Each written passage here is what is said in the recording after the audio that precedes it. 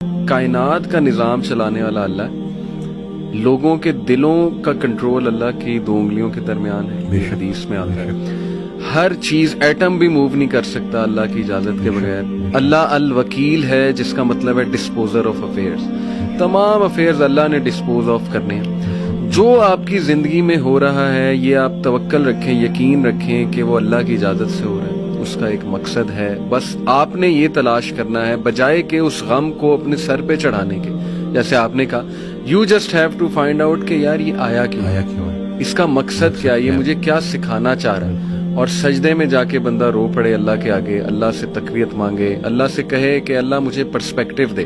بلکہ میں ایک کوٹ پڑھ رہا تھا، ایون دو ہی از اے نان مسلم رائٹر ہے بہت بڑا، میرے ذہن سے ابھی خیر نام نکل گیا. انہوں نے بڑی کمال کی بات کی.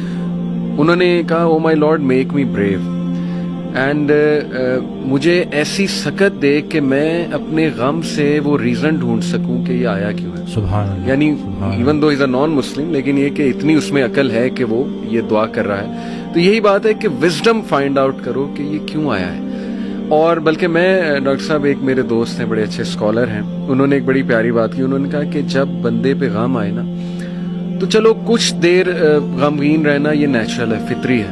رسول اللہ صلی اللہ علیہ وسلم پہ بڑے غم آئے.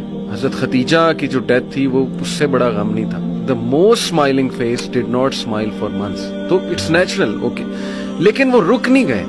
ایسا نہیں تھا کہ وہ آئسولیشن میں چلے گئے، یا ایسا نہیں تھا کہ سارے کام ٹھپ ہو گئے. کیونکہ میرے دوست نے کہا کہ دیکھو جب ہم ٹھپ ہو جاتے ہیں نا، یہ پیسو شکوہ ہے اللہ سے. اتنی تو ہمت نہیں زبانی رب سے شکایت کریں، لیکن یہ کہ ہم ٹھپ ہو کے دکھاتے ہیں کہ جی بس میں تو راضی نہیں آپ کی رضا میں. انڈائریکٹلی تو ہم یہی کہہ رہے ہیں. انہوں نے کہا جو لوگ غم میں کھڑے ہو جاتے ہیں نا، ان کا دل نہیں کر رہا صبح اٹھنے کا، بستر پہ پڑے رہتے ہیں. آئی ایم شیور آپ بھی ایسی کنڈیشن سے گزرے ہیں کہ اٹھنے کا دل ہی نہیں کرتا، ہمت ہی نہیں کہ جی بندے کا دل کرتا ہے میں سویا رہوں، ریالٹی میں آؤں ہی نہ.